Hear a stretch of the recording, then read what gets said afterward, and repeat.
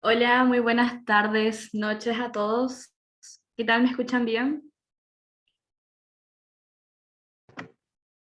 Ok, Sí se escucha. súper. Bueno, nuevamente buenas tardes, noches a todos los presentes, en especial a nuestra invitada Ann Burger, quien nos está escuchando desde Kansas. Me presento, soy Belén Echauri, soy estudiante de la carrera de bioquímica de la Universidad Nacional de Asunción. Soy ex becaria del programa Becal CPK de la quinta convocatoria. Y esta noche en compañía de Joel Pereira le estaremos hablando sobre el sistema educativo en Estados Unidos con un espacio donde haremos comparaciones con el sistema educativo en Paraguay. Entonces, damos inicio a esta charla. Siguiente.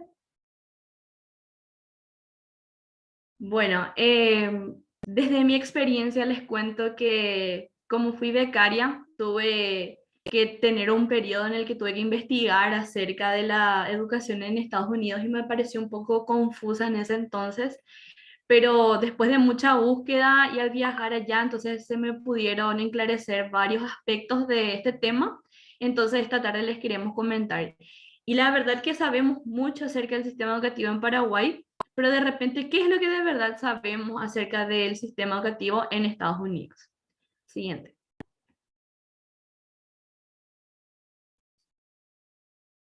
Bueno, primeramente, empezaremos por lo básico. El sistema educativo tiene como dos ramas, dos raíces fundamentales, que es la educación obligatoria y la educación superior. La educación obligatoria es la que es por ley, tipo, es un derecho, una obligación para los padres darle una educación a sus hijos y todos deben recibir esta educación. Empieza desde los 5 hasta los 16 años. Ese es el periodo obligatorio. Luego tenemos la educación superior, que va desde los 18 años para arriba, y esta educación ya es algo opcional, pero es algo, le da mucho prestigio a una persona que pueda tener esta educación superior. Siguiente.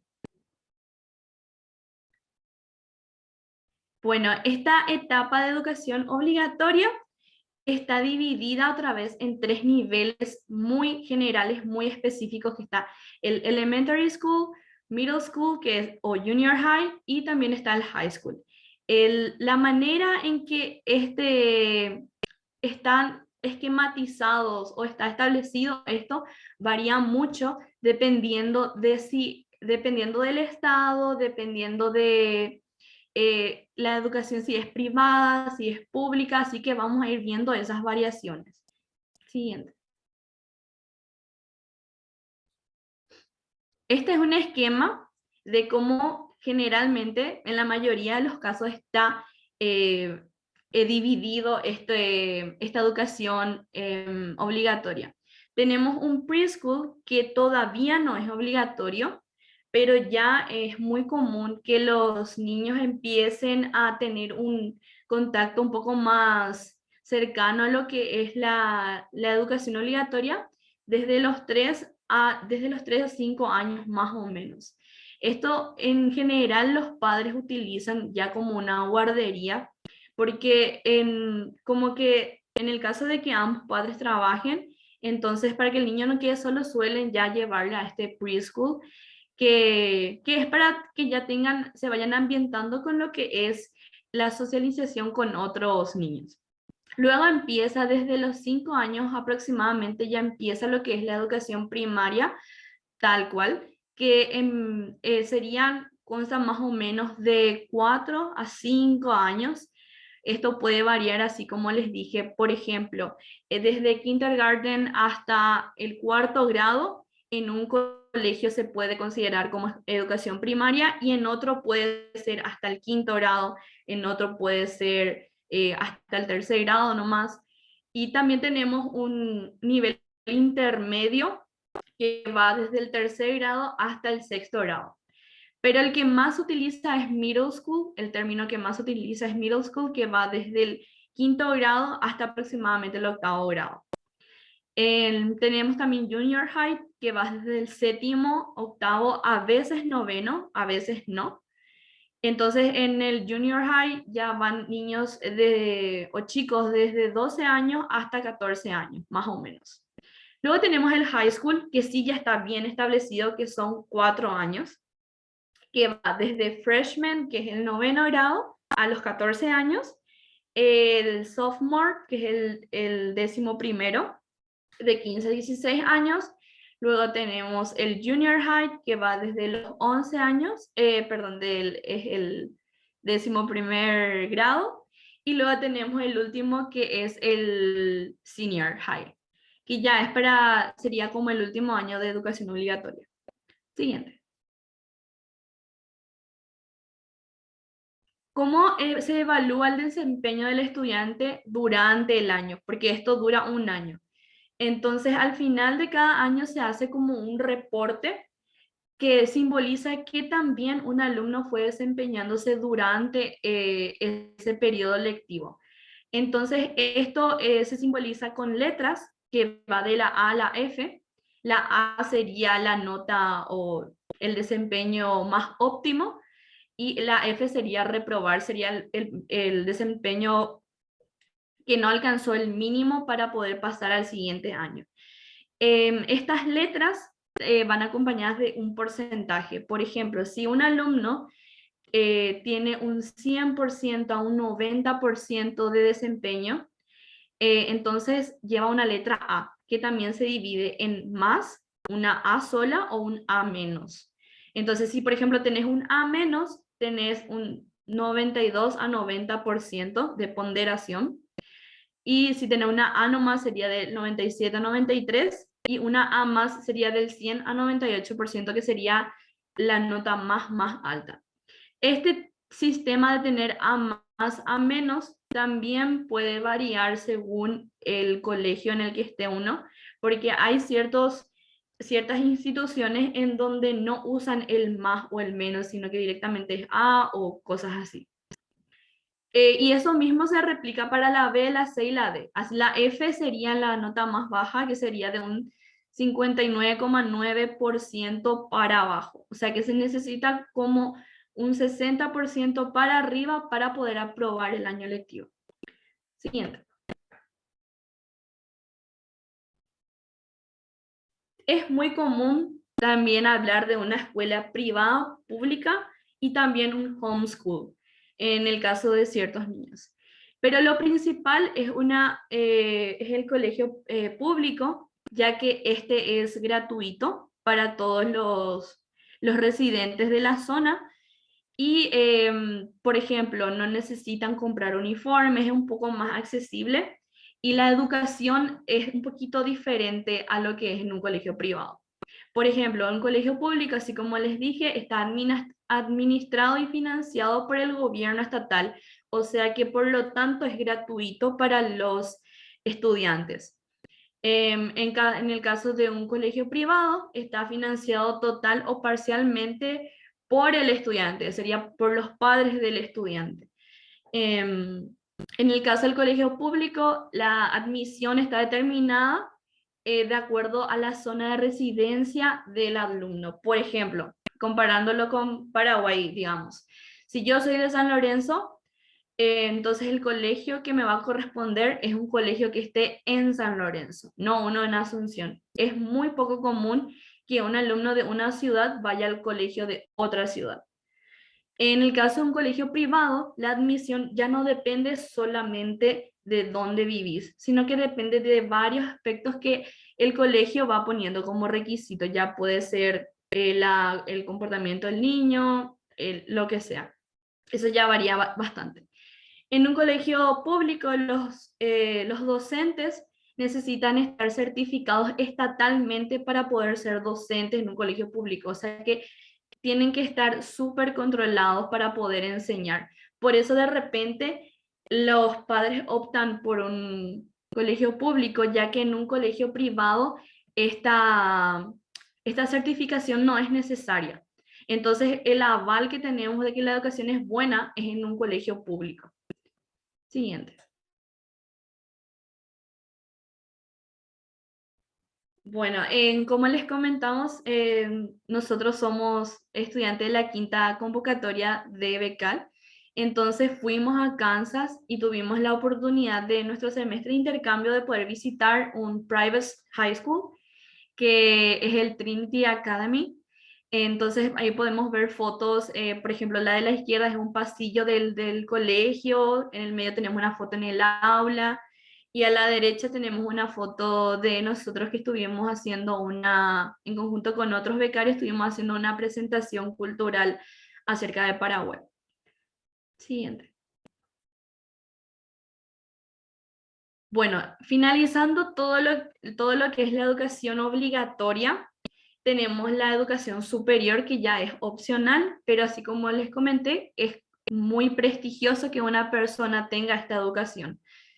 Tenemos tres tipos de institutos que ofrecen esto. Y no sé si a ustedes les pasa, pero a mí me pasó que yo nunca pude diferenciar qué es una universidad y qué es un college en Estados Unidos. Yo no entendía la diferencia. Bueno, después de buscar mucho y poder ir allá, me explicaron bastante, me di cuenta que un community college, cuando dice community, hace referencia a una institución que emite títulos de associate degree. Sería más bien como un técnico. No, no es exactamente eso, pero está muy relacionado a eso, ya que la duración de la educación es de 2 años y la ventaja que tiene esto es que tiene un costo bastante accesible comparado a una universidad o a un college. Entonces, generalmente los estudiantes que terminan su educación obligatoria y no tienen la posibilidad de directamente costear su universidad o su college, entonces optan por hacer primeramente esto, terminan, se reciben, consiguen un trabajo referente a esto y con ese sueldo van financiando lo que es su educación ya como en una universidad.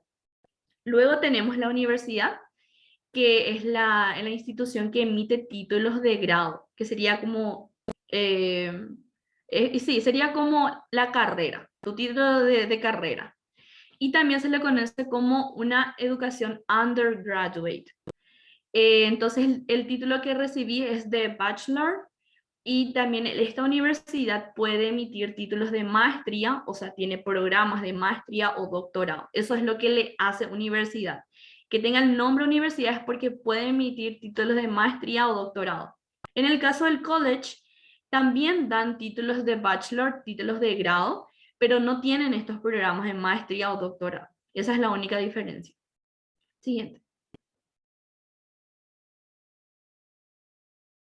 Entonces, esta es un esquema de cómo está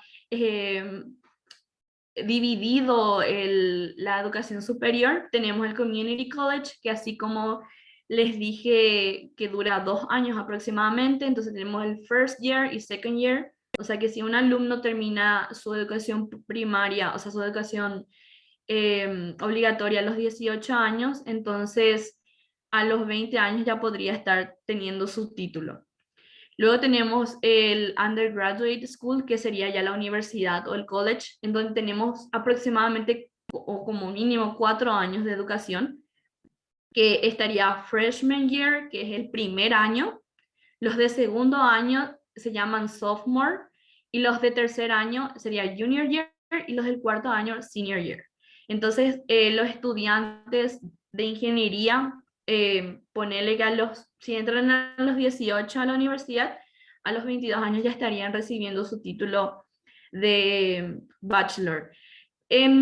Existen casos en los que los alumnos no terminan exactamente a los 4 años, porque esto uno puede ir moviéndolo de acuerdo a su tiempo y disponibilidad. Entonces, ahí, en la mayoría de los casos terminan en los 5 años. Entonces, no, no es mucho el porcentaje de estudiantes que terminan exactamente a los 4 años. Luego tenemos el Graduate School, que ya es para lo que es maestría y doctorado. Entonces tenemos Undergraduate, que es para tener tu título de carrera, y Graduate School, que es para hacer maestría o doctorado, que ya sería de los 22 años para arriba. Siguiente. Entonces haremos ahora un enfoque a lo que es la universidad específicamente en Estados Unidos. ya que nos embebimos más en ese tema, ya que fuimos a una universidad en Estados Unidos. Entonces, el año lectivo comienza a mitad de agosto o principio de septiembre. Eso es un poco diferente con lo que es en Paraguay. O sea que ellos en agosto recién están teniendo su primer semestre y su segundo semestre sería en enero. Bueno, no tienen una malla curricular estricta, sino que consiste en la acumulación de horas crédito para obtener tu bachelor degree. ¿Qué significa esto? Que la carrera te dice, bueno, para obtener tu título de, digamos, ingeniero, es un decir, esto no es estricto, esto puede variar, tenés que conseguir 120 horas crédito. Entonces, eso significa que no es que son créditos de extensión universitaria, es totalmente diferente a eso. Lo que hay que hacer es que cada materia que curses vale créditos. Por ejemplo, cursas la materia de, no sé, energía y sociedad. Esa materia te da 3 créditos. Hay otra materia que se llama microbiología, esa vale 5 créditos. Entonces, dependiendo de la dificultad y a las horas que uno le dedica a esa materia, uno va recibiendo cierta cantidad de créditos que ya es fijo. No es que uno dice, a mí me costó mucho, entonces por eso vale tantos créditos. No es algo que ya está establecido. Y entonces uno tiene como ciertas opciones de materias que uno sí o sí debe llevar en algún momento, pero no es que sí o sí en el primer año tenés que llevar tal, tal y tal materia, sino que uno puede ir eligiendo, puede llevar materias de semestres más avanzados, siempre y cuando no sean correlativas. Y también ahí se destina cierta cantidad de créditos a cosas, a otra área que no sea tu carrera. Por ejemplo, meditación, canto, hablar en público, que podría ser public speaking, cosas así. Entonces, hay posibilidad de llevar también otras materias que no sean afín exactamente a tu carrera. Y de hecho hay que hacerlo. Siguiente. Luego tenemos cómo se promedia tu desempeño en la universidad. También se evalúa el semestre con las letras. Entonces al final del semestre uno tiene una letra que va a decir qué tanto le fue bien a uno en el semestre. Y esa letra contribuye al GPA, que es el promedio general. Ese GPA, de acuerdo a la letra que tenés, tiene un número. Por ejemplo, si uno quita una B menos, va a tener un 2,7 puntos. Si uno quita una A, entonces va a tener 4 puntos. Y así, esto luego matemáticamente se va promediando y se tiene un GPA específico, un número que va desde el 4 al 0. 4 sería el nivel más alto. ¿Sí? Entonces, si una persona en Estados Unidos te dice, mi GPA es 4, es porque es una luz. Siguiente. Entonces, como ejemplo de una universidad pública, le traemos a Wichita State University, que es la universidad que nos hospedó por un semestre. Y aquí les dejo una foto de cómo se ve la universidad. Hacia la derecha, la primera foto en la derecha, por ejemplo, es la foto del aula donde nosotros llevamos virología con Camilo, que es otro becario. La foto del medio es una foto dentro del campus, es un departamento, y luego en la foto de la izquierda tenemos a lo que es el estadio donde realizan los deportes, los juegos, que es muy importante para ellos, que dentro de poco nos va a estar hablando de eso, Joel. Siguiente.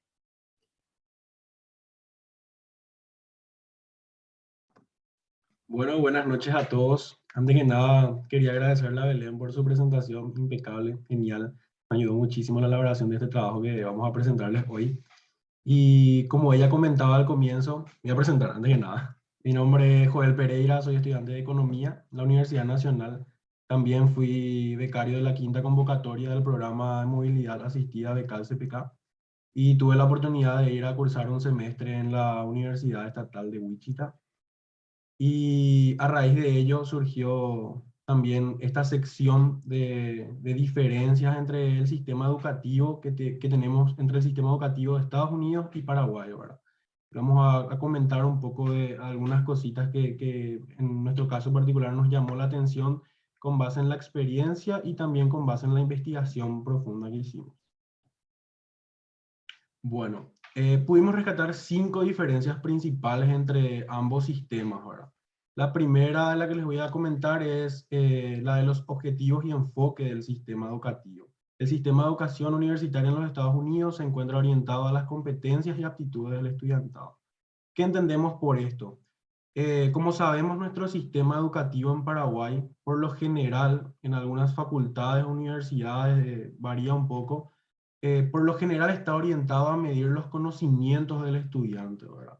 Uno toma unos exámenes durante el semestre, unas pruebas parciales y es evaluado con base en eso, tiene un resultado, tiene una calificación, ¿verdad? Nuestro sistema lo que busca más bien es formar ese conocimiento teórico práctico que puede tener un estudiante.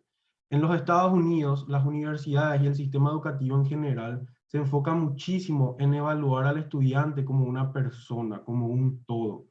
¿A qué me refiero con esto? A que ellos evalúan mucho, no solamente cómo te desempeñas en el ámbito académico, es decir, tus resultados de pruebas, exámenes parciales, lo que sea, sino que ellos le dan mucha importancia también a lo que haces fuera de la universidad, a las llamadas actividades extracurriculares que haces ahora.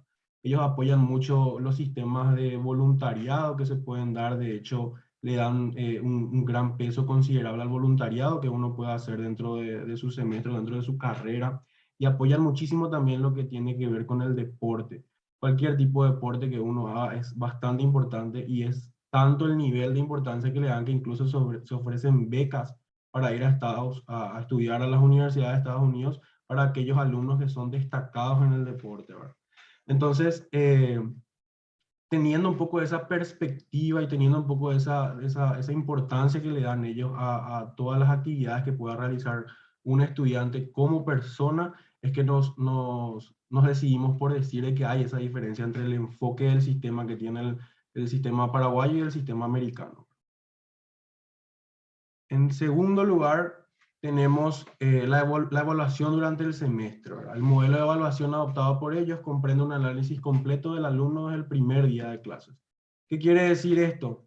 Que desde el primer día que vos tenés una clase de una materia con un docente, no importa si sos un alumno regular de la universidad, si sos un alumno extranjero, si sos un alumno de intercambio, no importa, desde el primer día vas a tener un panorama claro y conciso de cómo va a ser la materia, cómo vas a ser evaluado, y es en esa evaluación donde radica la principal diferencia entre ambos sistemas, ¿verdad? Yo hablo desde mi experiencia, desde mi caso particular, y destaco este punto porque me sorprendió muchísimo.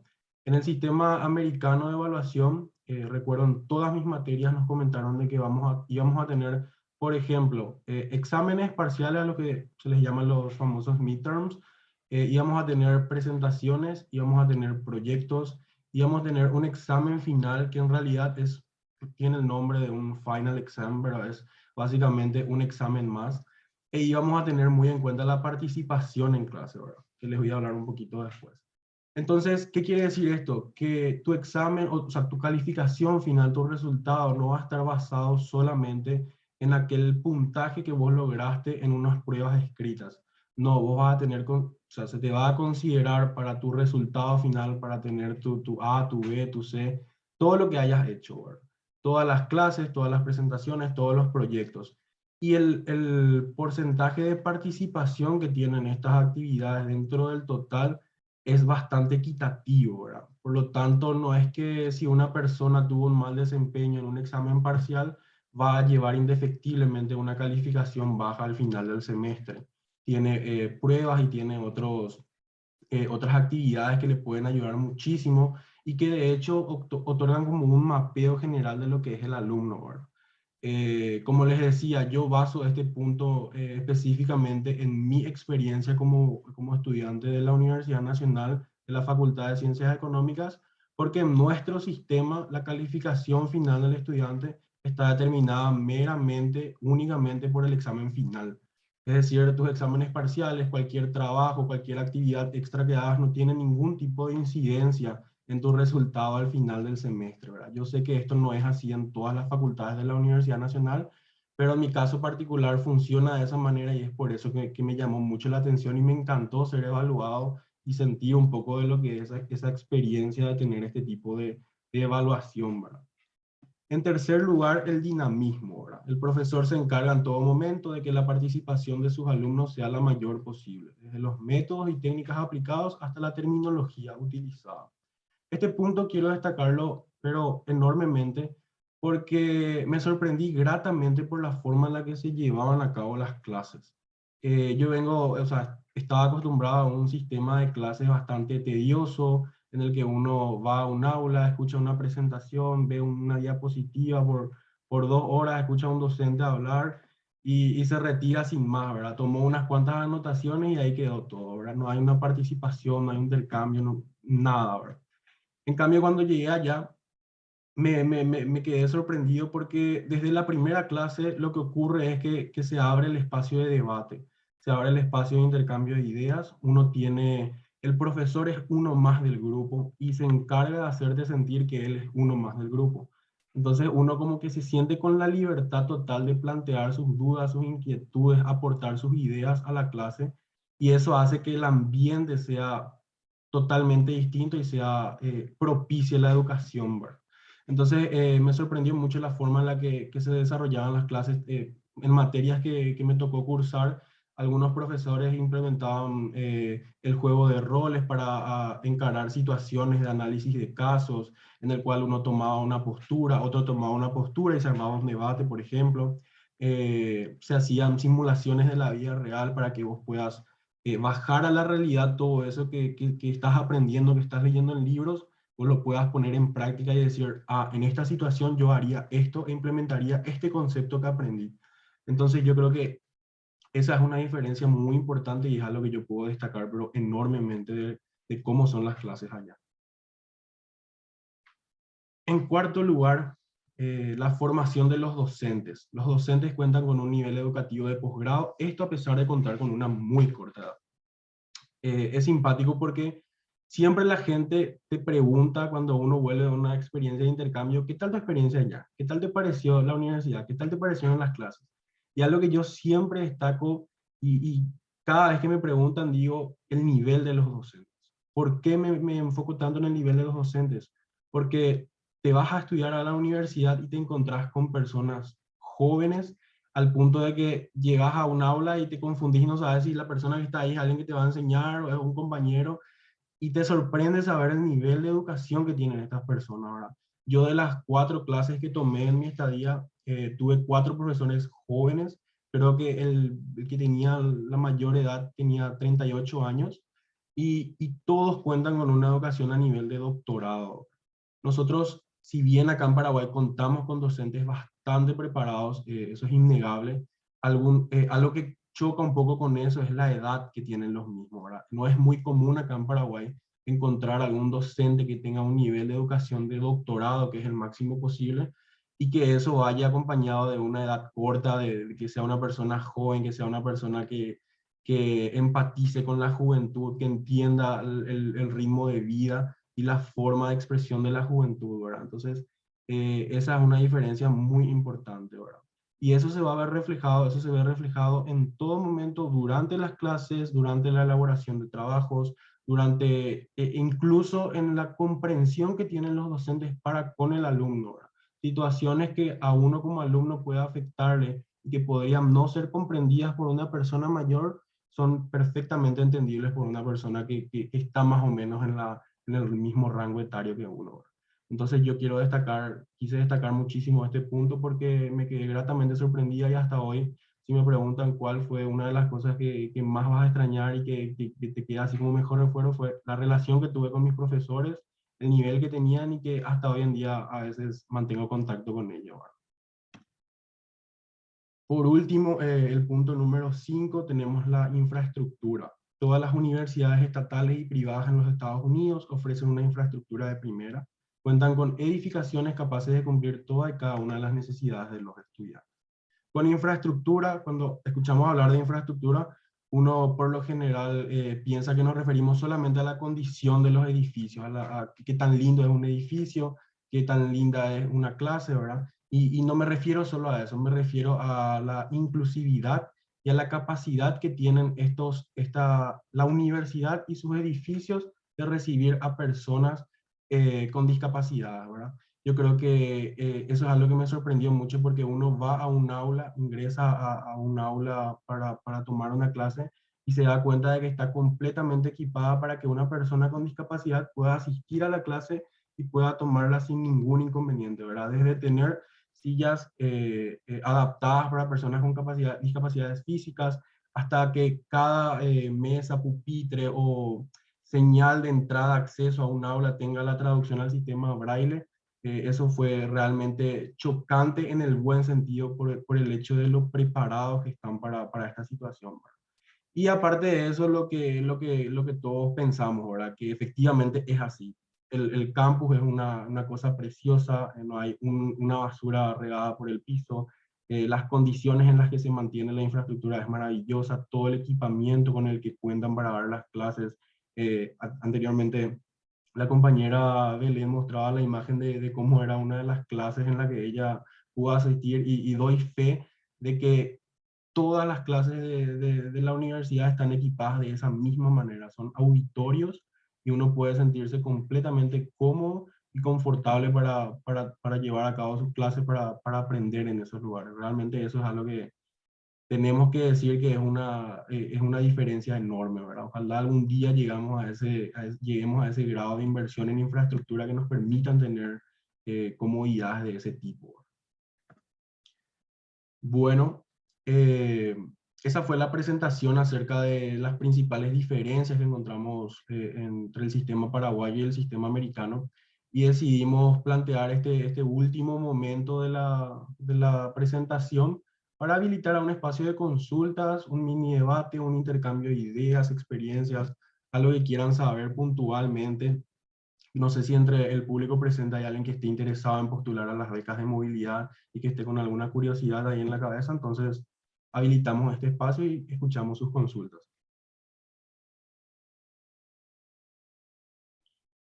Pueden sentirse libre en activar su micrófono si así lo deseen o pueden también hacer su consulta en el chat. Así que estaremos leyendo los mensajes o escuchándolos.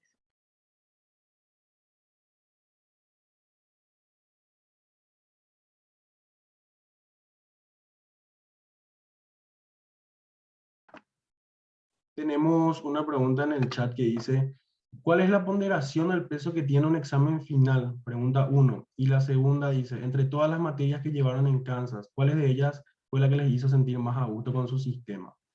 Bueno, yo creo que ambas preguntas podemos responderlas desde nuestra experiencia, Belén y yo, ya que tomamos materias distintas. Ella es de la carrera de bioquímica, yo soy de la carrera de economía, tomamos materias así completamente distintas. Y en mi caso particular, diría que para la primera pregunta, la ponderación que tuvieron los exámenes finales en todas las materias nunca excedió del 30% de la calificación total. De todo lo que es tu nota, tu examen final tiene una ponderación del 30%. En mi caso fue siempre así. Y la segunda pregunta dice, con respecto a las materias, la verdad que yo tomé una materia que se llama Labor Economics, que es economía laboral, y es una materia que actualmente estoy cursando acá en Paraguay, así que ya se imaginarán lo que es el contraste, ¿verdad? Y yo creo que esa materia me gustó muchísimo y es una materia que amé por la profesora, amé por el sistema en el que se llevaron a cabo las clases, amé porque en cada clase tuvimos la oportunidad de representar una idea, una opinión o incluso una personalidad que admiramos nosotros y poder recrear eso como si fuese una simulación de la vida real, me ayuda a comprender muchísimos conceptos que leyendo libros nada más muy difícilmente uno logre fijar a la mente. Entonces yo creo que esa fue mi materia favorita. Belén. Sí, complementando un poquito esa respuesta, desde mi experiencia, por ejemplo, llevé una materia que se llamaba virología y en esta materia tuvimos una evaluación prácticamente quincenal durante el semestre de exámenes parciales. Fueron en total así como 6 exámenes, incluyendo el examen final, y cada examen valía, por ejemplo, 30 puntos. Y el examen final también valía 30 puntos. O sea que uno tranquilamente ya podía asegurar, por así decirlo, pasar esa materia con los exámenes parciales. El examen final era como un plus a tu nota y en ninguna manera era determinante de tu nota. O sea, era un examen más. Y de hecho que por más de que ese examen abarcaba todo el contenido, la dificultad no era mayor a lo que ya veníamos haciendo, por ejemplo. Y entonces, respondiendo a la segunda pregunta, esa fue la materia que más me hizo sentir a gusto y cómoda porque el sistema en el que se manejaba era increíble. Por ejemplo, también les comento que en esa materia, una semana antes que se empiecen ya las clases, el profesor ya nos había enviado la presentación de lo que sería la primera clase que se iba a tener. Entonces nos dijo que teníamos que leer porque el sistema que él eligió para guiar esa clase es que en cada clase él iba a hacer una pregunta como mínimo a todos, sí o sí, referente a lo que se esté desarrollando, obviamente. Entonces él ya nos enviaba como para que nosotros tengamos conocimiento y ya tengamos la oportunidad de investigar un poquito o leer un poquito acerca del tema. Entonces, es como que nos incentivaba a que sí o sí tengamos que leer porque valía puntos. Y los puntos que valían todas las preguntas equivalían al final lo que es un examen parcial. O sea que la participación en clase valía lo mismo que un examen parcial. O sea, todo valía, el examen parcial, el final y todo de la misma manera. Super, Beli. Tenemos otra consulta que dice, ¿ustedes creen que alguna vez Paraguay podrá tener este sistema educativo? Arranco respondiendo yo y luego Belén. Yo personalmente creo que se puede, es posible, todo es posible. Y yo creo que a más de inversión, a más de términos económicos, lo que es necesaria es voluntad, voluntad de hacer las cosas, ¿verdad? Voluntad de implementar estas ideas que abren puertas al mundo, porque este no es solamente el sistema educativo de Estados Unidos, este es el sistema educativo del mundo y nosotros tenemos que entender eso, ¿verdad? Que el mundo está en constante movimiento, en constante evolución, que nosotros cambiamos y que la educación cambia. Entonces yo creo que una vez que comprendamos eso, que los tomadores de decisiones comprendan eso y se implementen este tipo de políticas públicas que prioricen a la educación, yo creo que será posible adoptar algo así. ¿Beli? Asimismo, como dice Joel, yo también pienso que, ¿por qué no? Si en otros países ocurren, ¿por qué no? No somos tan diferentes, tenemos las mismas capacidades, es solamente una cuestión de ir revisando todo desde la raíz. Y al decir desde la raíz, hablo de la familia, de la educación primaria, que yo veo que desde mi punto de vista, desde lo que veo en las noticias, es el punto donde más flojos estamos, porque si bien nuestra educación superior no es mala, venimos arrastrando un problema que viene ya desde la casa, desde la educación primaria. Entonces, si queremos de verdad ver un cambio, debería ser desde el inicio.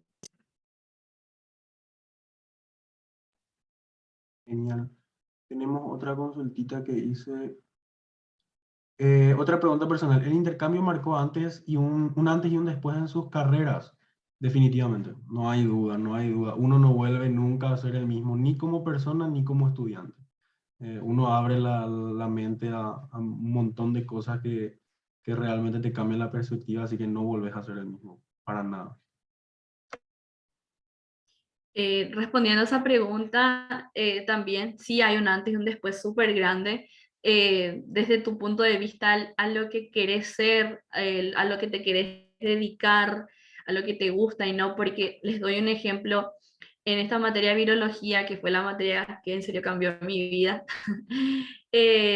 Por ejemplo, el enfoque que el profesor le daba a su clase era lógica, era desarrollar el pensamiento crítico, era poder pensar de si esto me están diciendo es de verdad cierto o no, cuestionarnos.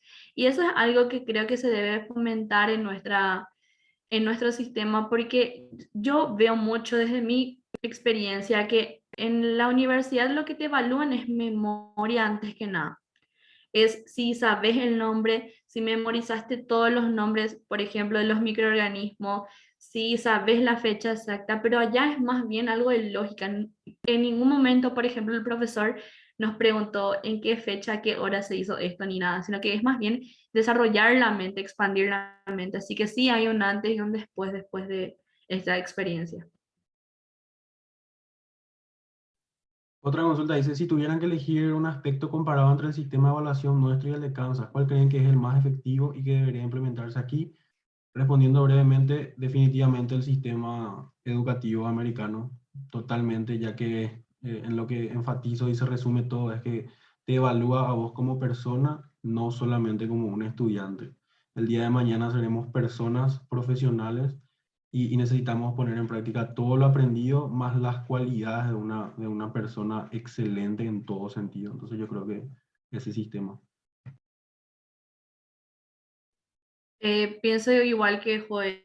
De hecho, por ejemplo, este tema de que la carrera para poder finalizarla valga créditos y que no sea una malla curricular estricta que te obligue a seguir eso y nada más que eso, principalmente eso sería lo que yo cambiaría, por ejemplo, de que uno pueda abrirse también a otras áreas, que no solo lo de su carrera, que pueda ver si el tema, por ejemplo, si te gusta la música, que también pueda hacer eso. ¿Por qué no ser una científica que le guste la música? Eso, por ejemplo. Así que sí, cambiaría. ¿Cómo manejaban las actividades extracurriculares con las materias de la universidad? ¿Cómo hacer para encontrar el balance allí? Yo creo que la clave está en la flexibilidad que tienen los horarios allá.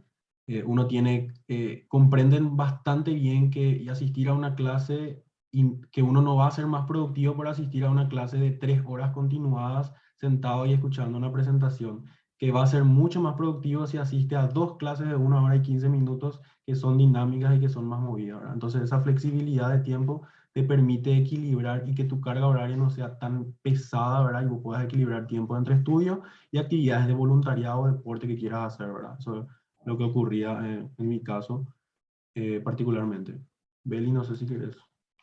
Sí, quiero agregar que esa flexibilidad de horario se debe a que, por ejemplo, uno al matricularse a una materia en específico, uno tiene la posibilidad de matricularse con distintos profesores en distintos horarios, en distintos días.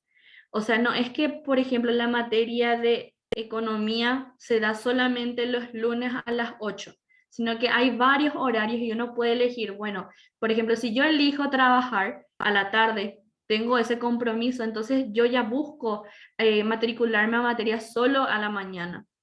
Y entonces uno tiene esa opción. Además que las clases están enfocadas a durar máximo 1 hora y media, que es lo que científicamente está comprobado que un alumno puede atender y de verdad aprovechar. Con respecto a las notas, no hay un 60%, 70% requerido para pasar materia. Eso, hasta donde yo tengo entendido, el mínimo para habilitarla, o sea, para pasar la materia es del 60%, ¿verdad? Que dice que vos aprobaste la materia. Lo que sí va a ir variando es, dependiendo de los profesores o de la metodología que adopten, es qué porcentaje le asignan a la calificación que vas a recibir, ¿verdad? Si tú A más, va a ser entre el 100 y el 98% o entre el 100 y el 95%, por ejemplo, ¿verdad? Eso sí es más flexible.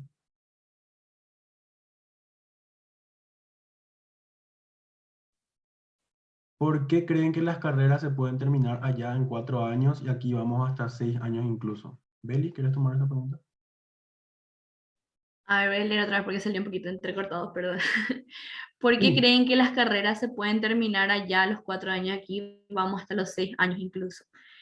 Y yo creo que va más bien por el tema este de flexibilidad de horario.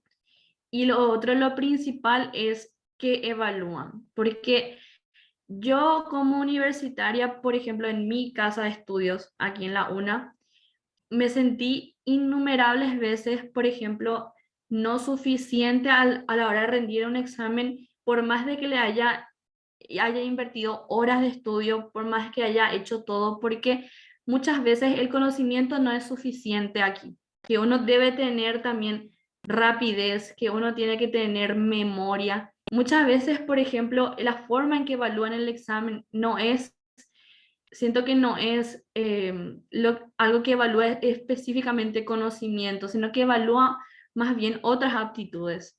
Entonces, por eso a lo mejor muchos alumnos van retrasándose, pero no porque no saben o no porque no estudian, sino que es algo que pasa.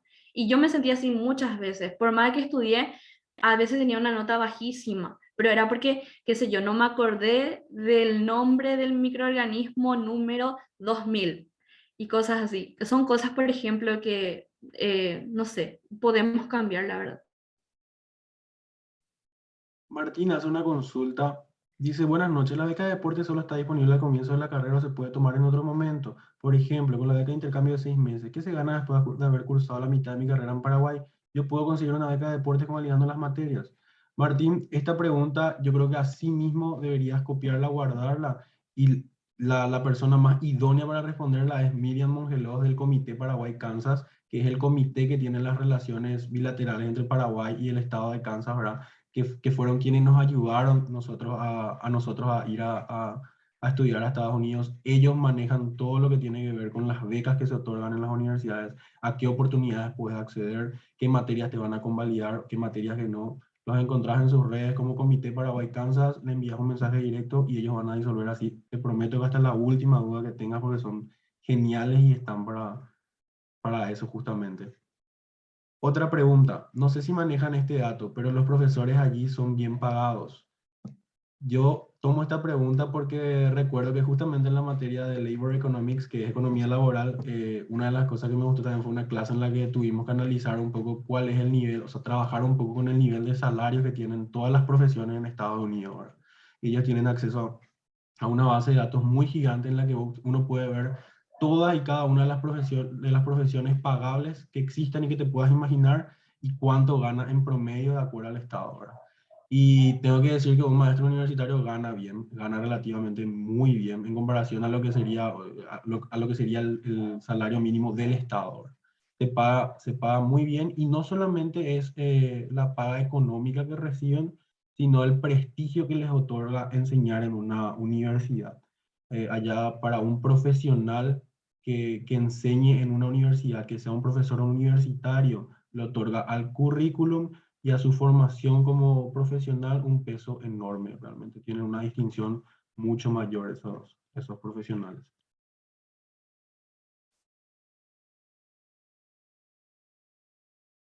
Beli, ¿quieres agarrar la siguiente pregunta?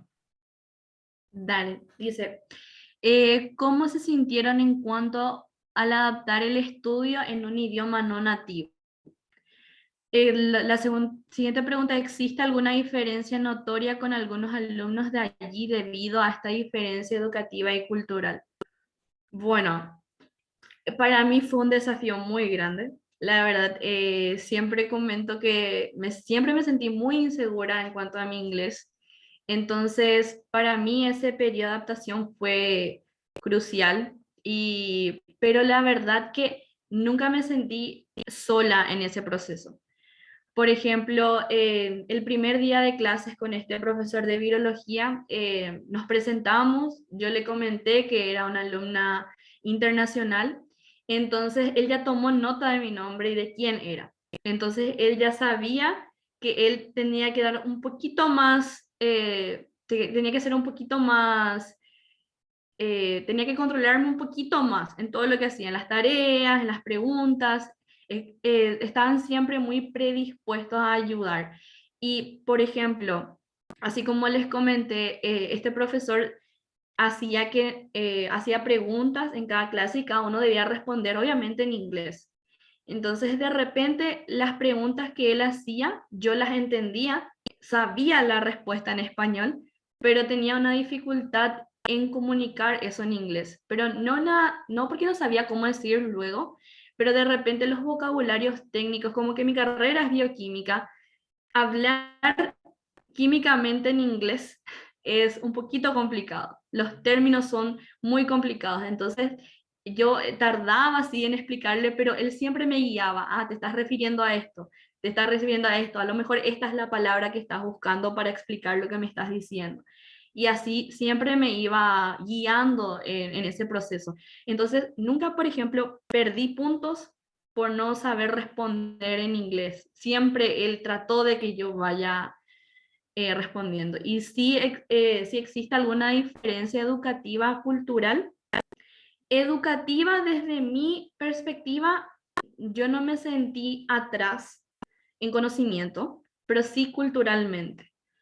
Por ejemplo, ellos sabían mucho sobre la virología en general en todos los países, no solo se enfocaban en la virología solo en Estados Unidos, por ejemplo. Entonces, de repente tenían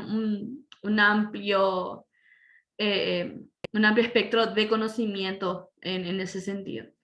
No sé si Joel, ¿quieres agregar algo más? Yo quiero agregar algo a esa segunda pregunta, ¿verdad? Y comentarle, yo sé que, como dije hace rato, quizá acá hay gente en el webinar que tiene intenciones de postular a la beca, porque creo que es lo que todos hacemos cuando queremos postular a una beca. Participamos en todo lo que tenga relación con ello para saber un poco más. Y ahí es que surgen los miedos, ¿verdad? Y uno de los principales miedos puede ser la diferencia cultural que existe, ¿verdad? Uno a veces siente de que se va a ir y se va a sentir menos por ser latinoamericano, o que las personas que están allá van a tener mayor conocimiento en las materias que vos. Y yo les quiero decir de que a mí me pasó, y creo que nos pasó a todos en algún momento. Yo quiero decirles que no es así. Realmente, en todos los estados de Estados Unidos, realmente yo puedo decir que hay una diversidad cultural enorme, de que no somos los únicos latinos, de que no somos los únicos extranjeros que van a estar cursando en esa universidad, en esa clase inclusive. Entonces, ellos están completamente preparados, completamente acostumbrados, y te van a tratar con la mayor de la calidez posible. Sinceramente, si vos tenés algún problema, alguna duda o algo durante la clase, durante el desarrollo de alguna materia, lo que sea, te van a ayudar, te van a dar la mano siempre, tanto los docentes como los estudiantes. Así que esa diferencia educativa, por ese lado, no van a tener una mala experiencia con ello. Y la diferencia cultural obviamente existe, claramente existe una diferencia de cultural, porque están acostumbrados a un distinto estilo de vida, así que va a haber esa diferencia, va a haber ese choque cultural, como se le denomina, pero solamente va a ser para bien, va a ser para aprender, para abrir la mente al mundo y para nada más. Por el lado negativo, no se preocupen porque no les va a pasar. Eh, a ver, esa era la última consulta. Nadie más tiene alguna consulta. El micrófono también está abierto si quieren hablar, si quieren preguntar, compartir.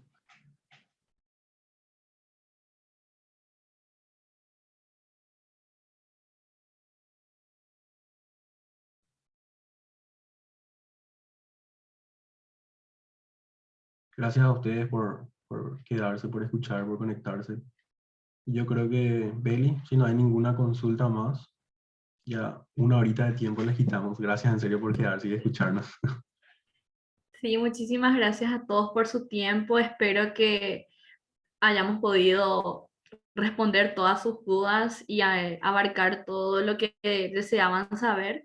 En todo caso, si tienen otras dudas, otras consultas, puedo dejar en el chat mi correo o mi Instagram, entonces me pueden contactar por ese medio. Creo que Joel también no tendría problemas en eso.